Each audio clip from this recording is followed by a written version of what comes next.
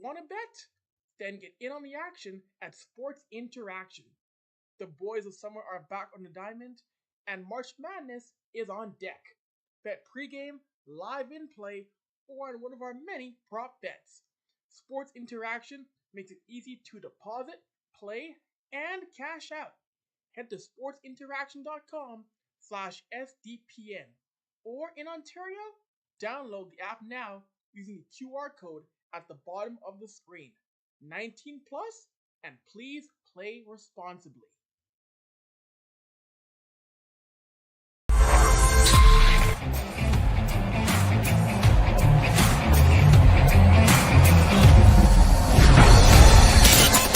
Game over! Powered by Sports Interaction, Canada Sportsbook. Yo, yo, yo. What is up? What is up? What is up? Welcome back to Game Over Edmonton.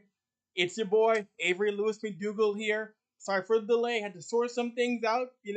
We're back now. We're back on the air for the fourth show in a row. I'm at the controls. Are you sick of me yet? Don't worry. Dennis and Zach will be back here next week. But anyways, if you're an Oilers fan, tonight was infuriating. If you're a Leafs fan, you love tonight as Toronto wins in Toronto Scotiabank Arena 7-4. So who better to have on to break things down from a Leafs perspective? One of my co-hosts from the third Intermission podcast, the one and the only Marsha Joseph. Marsha, welcome to the podcast. How you doing tonight? Hey everyone, thanks so much for having me on, Avry. Super excited to be here. Like I told you earlier, I promise I won't be too mean, but gotta bask in the glory a little bit. Oh, I know. And it's funny because I know the third Intermission podcast, we have our little chat going on between ourselves, Dave Barnett, Jason Troy, everybody in third Intermission for the most part. Yeah, it is a Leafs fan. And then there's me, the Oilers reporter, who gives the other side of things. So it's always very funny banter between the group of us when everybody else is in Toronto or supports the Leafs, and then there's me as the West Coast guy. I'll teeter-totter a little bit. I'll if they're doing too much, I got your back. But Leafs fan is where it's at. No, I hear you. And tonight, of course, if you like the SDPN stuff, as always, like, subscribe, and comment to the SDPN channel. We got a bunch of shows on tonight, coast to coast, recapping a bunch of games on a busy Saturday night on the NHL calendar. And Marsha, I get into this game here, and this is a game in which the first few minutes for Toronto, they were playing well, getting shots on Stuart Skinner, but Edmonton had the advantage early on, a 3-1 lead, but momentum shifted heavy towards Toronto after Edmonton was up 3-1. We saw the Ryan McLeod turnover that led to the Mitch Marner goal. And from there, really, things went all Toronto's way the rest of the night. Yeah. Ryan McLeod. My good sir. Well, I feel like that really did change the whole trajectory of the game, and the Oilers couldn't really pick it back up afterwards. I don't know if it was an energy shift all around, but the Leafs really capitalized on that, and it was good to see them kind of come out on top considering the last game. Yeah, no, it was a team in which the big boys for Toronto stepped up in a major way tonight. Marner, Nylander, Tavares, that core, that top four of the Toronto Maple Leafs stepped up in a major way. It's going to be big for these guys to step up even more come the postseason. And what I thought was really surprising was that as when the Edmonton turnovers kept on happening, is when Edmonton couldn't clear the zone. You saw the mistakes happening over and over and over again, Marsha. It was surprising to see Jay Woodcroft not calm things down, not call a timeout, because when it got to 3-3, you could see that things were just getting out of control and that this team had to be settled down when the game was tied. I agree. I'm really surprised that didn't happen earlier, because you're right. Adrenaline can only take you so far, and when you're frazzled, you're not home, you don't have your own crowd to calm you down, your brain's all over the place, and you need to take that time to recenter. So I think that was small error on Woodcroft's part, but what can you do? Hopefully he sees the mistake there and kind of keeps an eye on it. If it ever comes back in the future, it's like, okay, this is now is the time. Let's do something so I can re-center my team and they can play to the best of their abilities. Right, and I hope so. And I gotta admit, after watching both games of Edmonton and Edmonton Toronto split the season series, Marsha, give me this for a cup final. Give me 7 games of this because both games, Yes. Edmonton and Toronto, have been fun to watch as they both gone the ways of both teams as they split the season series. Marsha, Yeah. It's fun, it's fast, there's energy all around. Like watching this at home on the edge of my seat the entire game. Like what else could you ask for? right? You couldn't ask for much more. And I gotta say, seeing Matisse Ekholm get his first goal in an Oilers jersey, like, just goes to further show, like, this was the perfect guy for Edmonton. That Mhm. slap shot after Noel Achari made things 1-0. He responds seconds later. Like, this was the reason why Yeah. this team had to go ahead and get a D-man because what he brings on the back end for Edmonton is, it's magnifique, Marsha. Yes. This will probably be the chance for Darnell Nurse to go and take a nap. He can calm down. He can relax a little bit. We saw how much work he's been doing throughout the first half of the season, and for Edmonton to go out there and be like, I'm gonna support you a little bit. It warms my heart D-man, because what he Darnell was tired. right? And I'm a guy, I've said before many times on this show and other shows that Darnell Nurse has needed help on the back end for quite Yeah. some time. And you bring out Matthias Ekholm, someone who you trade for picks, prospects, Tyson Berry. You make the sacrifice, and he showed he's worth that first round pick. I know Ken Holland for a long time was saying, no, I can't trade a first round pick. But if you want to bring in a guy like that, you have to sacrifice a first round pick because the time to win Yeah. is now. No, exactly. And you see how much he's elevated the team in only being here for a few games. Can you imagine if Ken Holland did this earlier? Where would we be? Where would we be today? Like, this team, maybe with the Oilers, if wow, that's a great point. And even if this team, I know he's a former Leaf, I know he's still beloved in Toronto, but if Stuart Skinner from day one was starting that minder, Mhm. Edmonton's probably right now where Vegas is because they know Jack Campbell in October. That first month or so was tough to watch here, Marcia. Abysmal. And like, I'm so sorry because I was like number two Jack Campbell hater in Toronto. And seeing him go to Edmonton when Edmonton made it to the Western Conference final, like that, I know there was goalie issues, and I know he's on the younger end of more people that are available, but that's the choice. So it's sad to see that that's how the season started, but Stuart Skinner has done a really good job of kind of picking up that slack and showing his worth and showing why he was the good choice for spot. No, of course, and even with the 7-4 loss, you still saw tonight Stuart Skinner make big saves, doing his best to keep this team in it. And what I like with Stuart Skinner is you see as the year goes on, he's getting more and more comfortable in net. He's controlling rebounds a little bit more. Of course, he's still a rookie, but NHL rookie is a weird terminology Yeah. because of what's actually a rookie. But still, Stuart Skinner so far this year has received getting better, and even though there might be a few down games, he's proven that he deserves to be in the goalie come game one for the playoffs for Edmonton, Marcia. No, there's no other choice. I and if the choice is anything different, Jay, we need to have a heart to heart. What is the decision that we're doing here? That's like saying Matt Murray's gonna start the playoffs for the Leafs. Like, no. Yeah, this is a game in which the Matt Murray Ely Samsonov tandem, like Matt Murray, like he's someone God bless him. I do hope he's a guy who turns things around more because he had his downtime in Ottawa. He's someone who I do like, but you saw tonight Matt Murray it was still iffy. Like you can tell that Mhm. Matt Murray isn't the guy in Toronto you want to rise your playoff goaltender. It's still very shaky, Matt Murray. It's like it's something. Like I don't know if it's the confidence. I don't know if he's back to 100%. But there's one thing missing that every time Samsonov comes in net, he's just there. He stands his ground. You know what kind of game you're gonna get. with Matt Murray, it's this 50-50 of, oh, is it going to be a good one today? How long are we going to go before we get 3 goals in a row that shouldn't go? You know what I mean?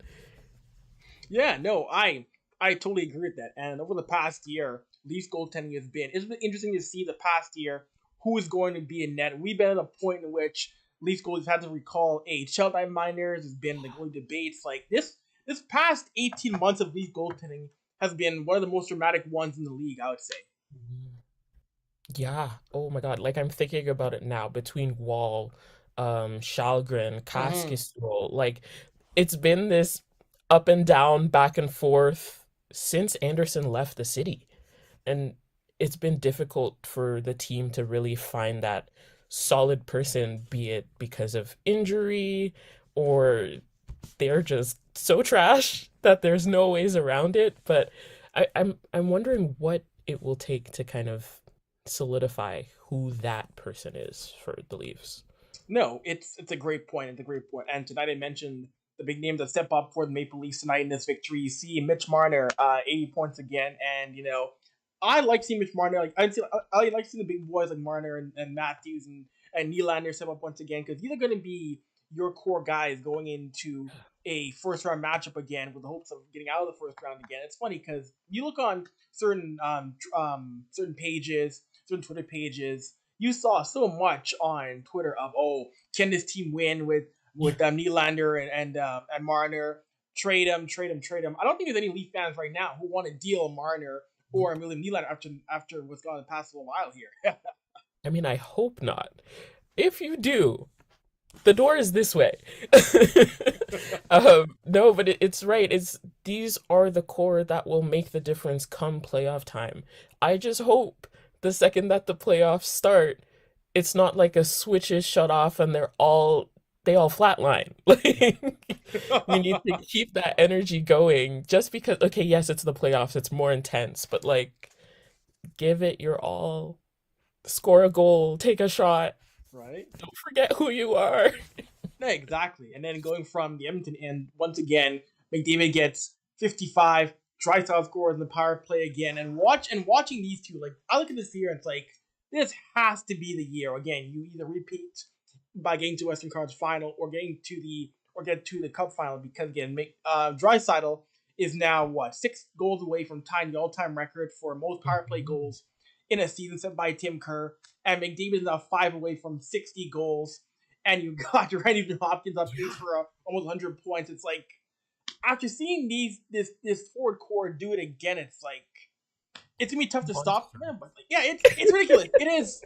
It's comical in terms of how easy this race team to turn things on. Even though Impton didn't get very many power plays, just Yeah. seeing Draisaitl in his spot once again, that one timer. Even though Matt Murray got there, he was in time, he was right there. He still couldn't stop Draisaitl. That's a terrifying thing for an Yeah. opposing goaltender.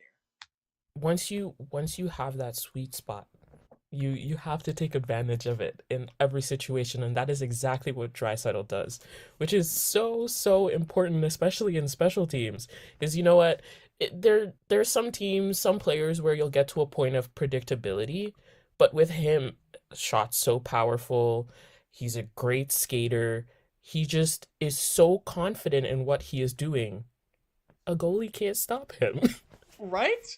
Like that is, and then you put both of these guys out on the power play, and then there's been the occasional times where you have both Drysdale and McDavid on the first line.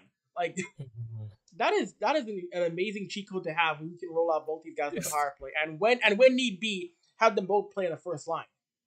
Yeah, no, and like before Edmonton was at a point where McDavid and Draisaitl were separated, Mm-hmm. I really loved watching them play together. But to be able to spread that wealth and have it be beneficial on both ends is so important. One for tiredness and energy, but that depth is so important, and you can't have them do everything, but like it's nice to watch every once in a while. Right? Like even even opposing fans, I'll see, be it Leaf fans, Bruins fans, Sabres fans, even if teams in the division will sit back and go like, "This is unfair. Like this is ridiculous." When you see these two going and doing their thing. And, I mentioned special team, mentioned the power plays tonight. This is the game in which this was a very, I would say for both sides tonight, I'm not really one to get on officiating too much, but for both teams, the officiating tonight was just, it was not a really well officiated game tonight for both Edmonton or Toronto, Marsha. It was bad. Hot garbage. Hot garbage. I'm like, okay, no.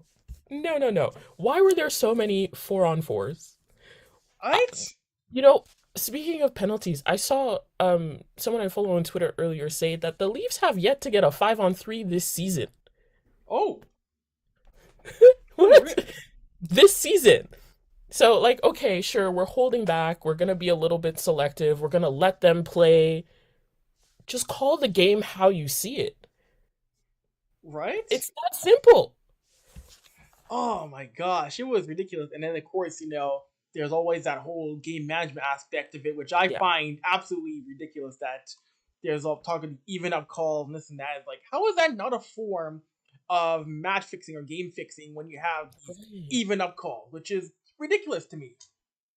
And especially as we get further and further into sports betting and stuff like this, it takes away from the game when you just want to watch a fun and fair game.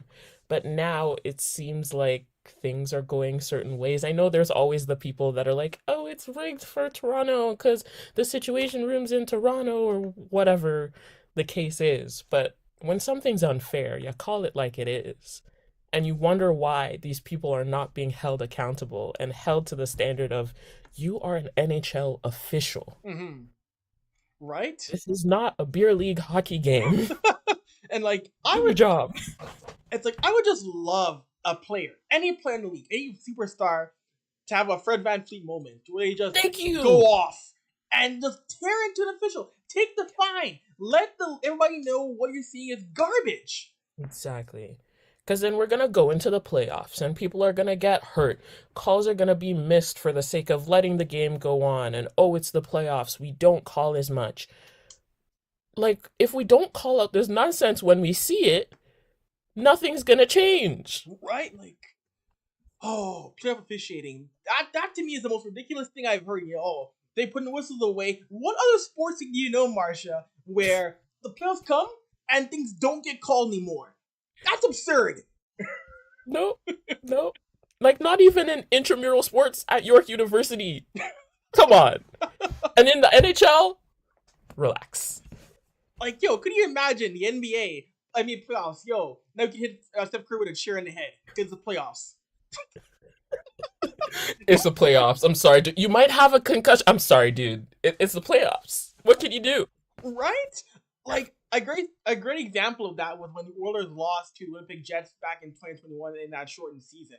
How Rachel Doerrie, she tracked all the uncalled penalties on McDavid.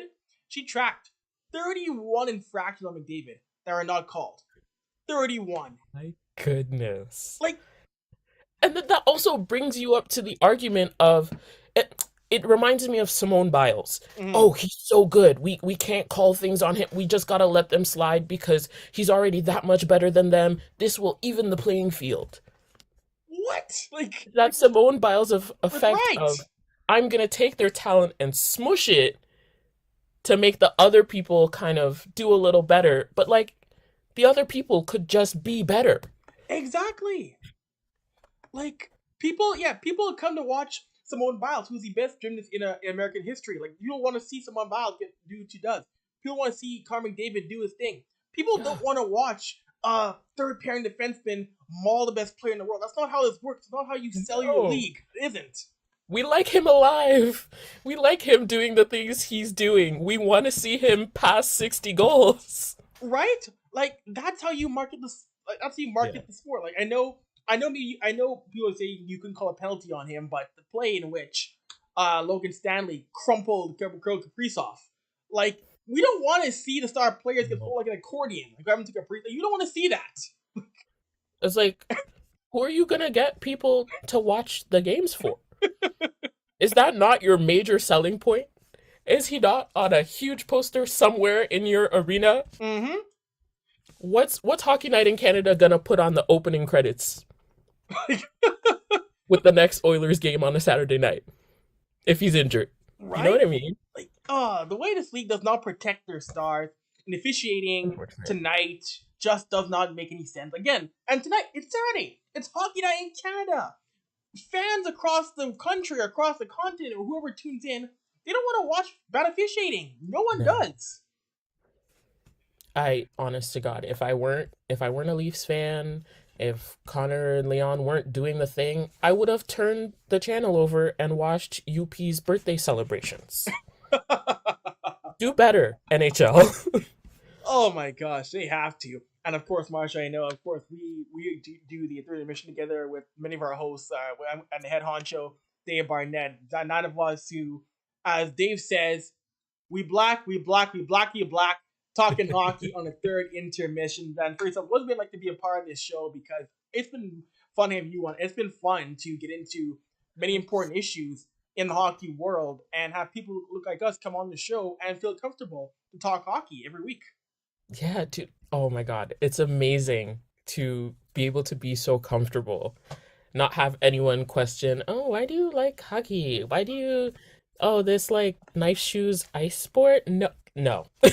I can be myself. I can talk the sport I love and do it with a group of people that look like me. And that's something that I haven't seen ever, really. Black hockey podcast? Come on.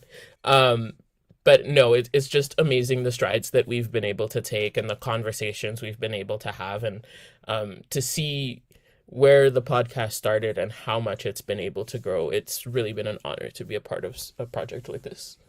No, it has been amazing. And for those of us those who don't know the podcast, we launched it back in 2020. Dave Barnett's idea. Dave Barnett was on Game Over Vancouver a couple of games ago. We've had guests on like David Amber, George LaRock, Jason Payne, head coach of the Cincinnati Cyclones in the ECHL. And we're trying to get more and more players, coaches, alumni. We interviewed Kim Davis a couple of weeks ago, Hugh Fraser, Mark Fraser. And one of the big things that I know we talked to a lot of guests about is, I remember we had Jason Payne on.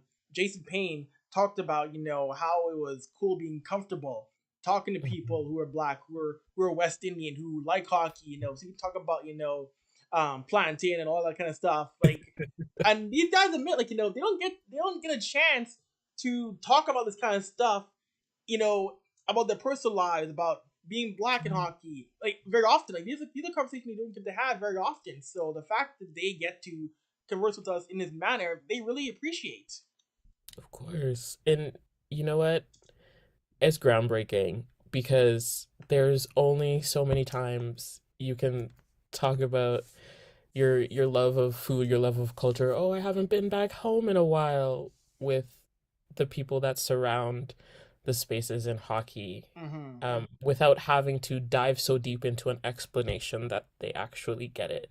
And that's nothing about the predominant spaces of like media, of like players or anything like that. It really all just boils down to access, Exactly. and the sport being so expensive, and like the stigma that comes with liking the sport and wanting to support it or play it however you choose. But that's why like things like like the Third Intermission podcast are so important. That's why Black Girl Hockey Club is so important. That's why I worked at Renee Soroya. You see Blake with the LA Kings.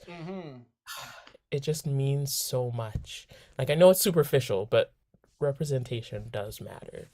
No, it truly does. And that's why, I thank the SDPN for, bringing me on board and allowing us to have these current conversations, because good people like Steve, Adam, Jesse, Andrew, Robert realize, what, hey, this game has to represent more than just the traditional voices who are in the game. And the fact that we've got hosts on here who are people of color, who are people who are black, who are people who are queer, women, like, this is a network that has said from day one, Marsha, we want to be different. We want to give these people voices. And the SDP understood by it with Game Over and other shows. 100%.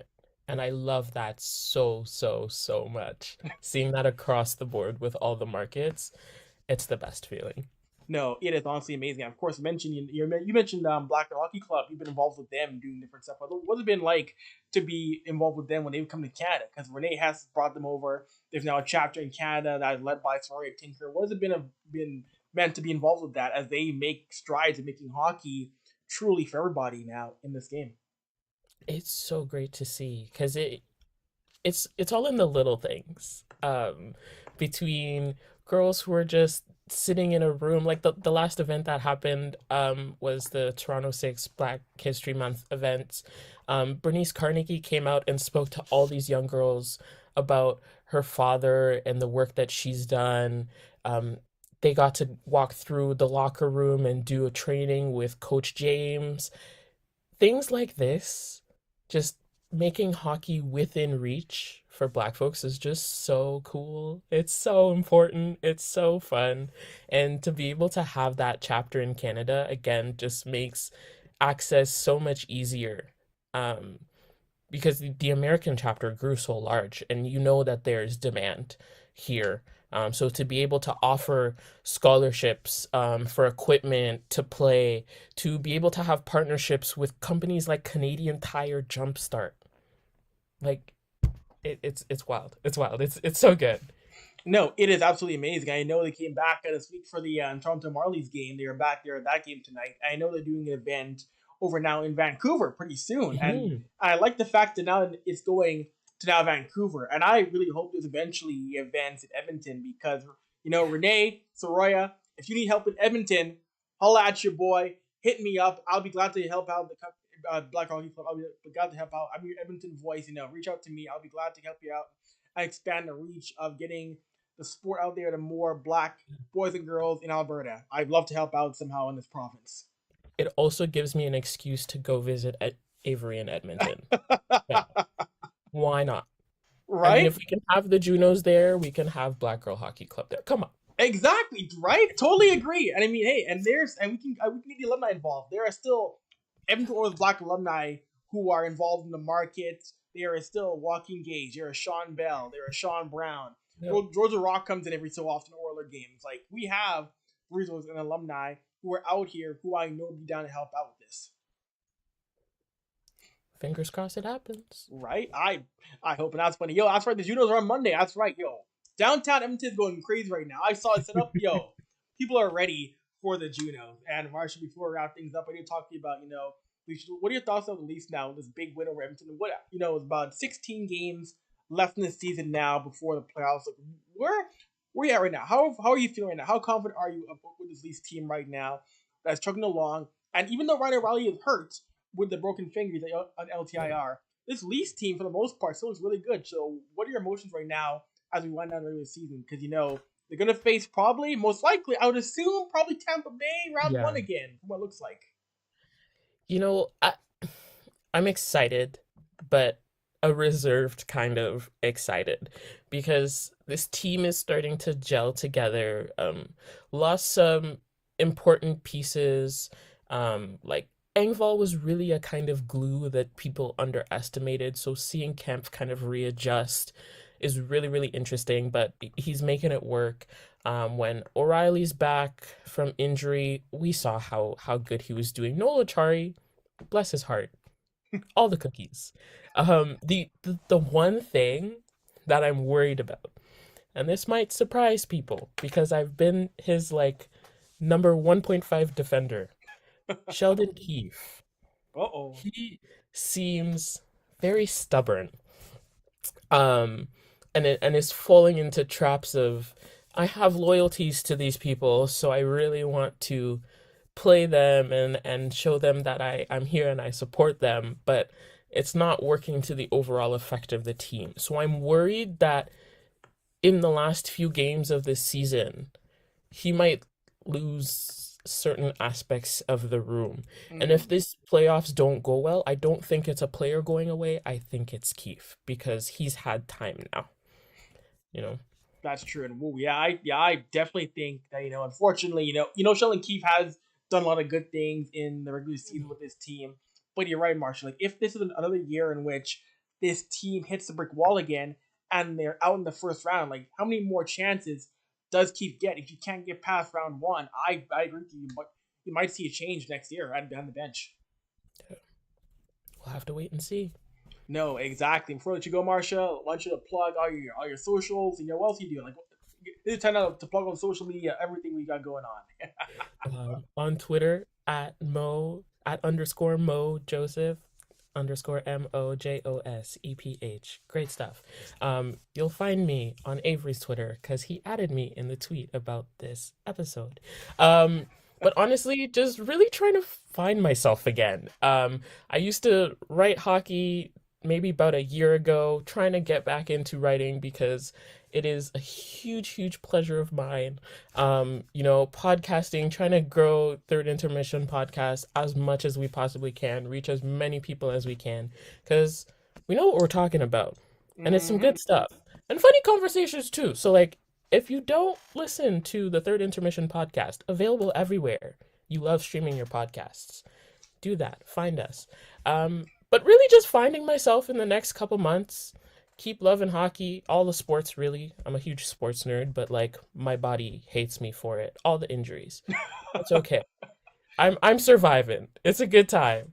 So hopefully I'll see y'all soon. Nice, appreciate that. And Marsha, thank you for doing the podcast. Got to do it again sometime. It's funny. And like in what? Like 18 hours? We'll be doing Third Intermission. Like in like 18 hours or so. So we'll be talking again very shortly. Yes. Oh my gosh. Anyways, gang, thank you all once again for tuning in to Game Over Edmonton.